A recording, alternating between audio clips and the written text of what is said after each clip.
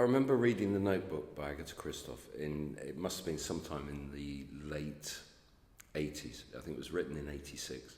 You know, I think all of us had read it around that time, and it was one of those things that we had thought for a while that there's a very nice quality to this, but not really figuring out whether one would do anything with it. I think Tim's had this bubbling around in his head ever since he read The Notebook about 10 or 15 years ago, that he'd like to do something with it. And then we started doing stuff that was to do with people speaking in unison for another project. And it didn't really work, so we didn't use it.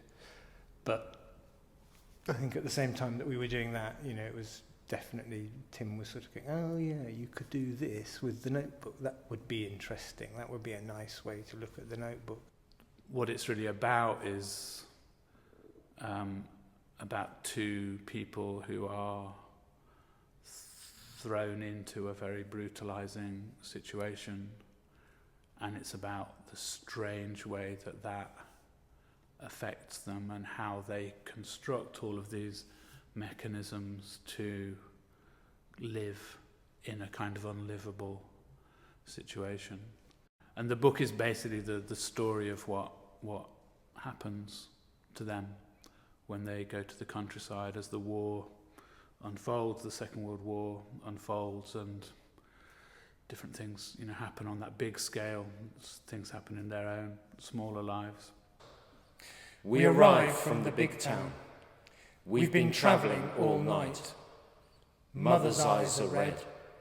She's carrying a big cardboard box, and the two of us are each carrying a small suitcase containing our clothes, plus Father's big dictionary, which we pass back and forth when our arms get tired.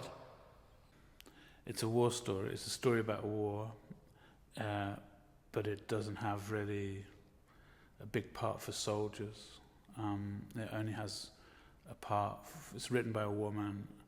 It's about the civilians, and it's about all those kinds of people that are, generally speaking, not supposed to be on the battlefield. So kids, old people, women.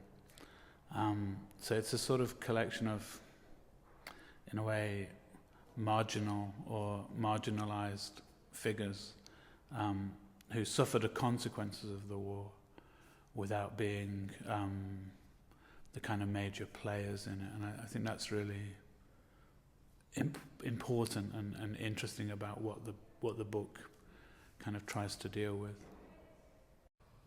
We walk for a long time. Grandmother's house is far from the station at the other end of the little town. There are no trams, buses or cars here, just a few army trucks driving around. There aren't many people in the streets. The town is very quiet. Our footsteps echo on the pavement. We walk without speaking, Mother in the middle, between the two of us. It's an unusual thing for us to choose to work with a text, because we're often working from improvisation. So that brings with it certain pleasures, but also certain difficulties. So, for instance, we looked at the whole book and we went, the book is fantastic. We read the entire book out loud and said, okay, that's 4 hours. We really have to start editing and working with this material in a very different kind of way. It's the first time in Forced Entertainment that Richard and I have done a piece alone, let's say. You know, in other situations where we do sort of, where there are kind of two-handers, they tend to be a man and a woman. So Richard and I tend not to be working together in that way, in a sort of smaller group like that. So that's a new thing for us. Theatrically, it's really simple, what we're doing. And I suppose for me it contrasts to things like The Last Adventures or The Coming Storm, where you're kind of working with 101 different ideas and lots of people and lots of music and lots of costumes, and you're kind of, in a way, weaving something that's deliberately very chaotic. In a project like this one, you're working in a very much more focused way. It's just two people on stage. they're dressed identically. It's basically a lot of talking. And what it does is it sort of tunes you to really small details. Details of how things are said, or details of their relation to each other, or the way that the thing makes a relation to the audience. The boys decide to write down what happens to them, but they make a point of saying they can only write down things that are true. And it means that they describe the world around them effectively without judgment. And I think that's very interesting, because in a way, when you say those words, you also have to not judge.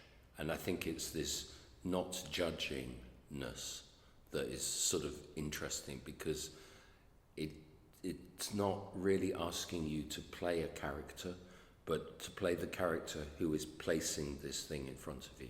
And that's interesting. And I suppose the fact that you have the object of the notebook, the text there, then there's this sense that this is the object and the actor is mediating this thing for you, the audience. I think one of the big ways that works is that one becomes very sensitive to the way in which they inhabit the text. They can characterize it and appear to be in it, to psychologize it, and they can lean back from it and in a way be flatter and blanker with it.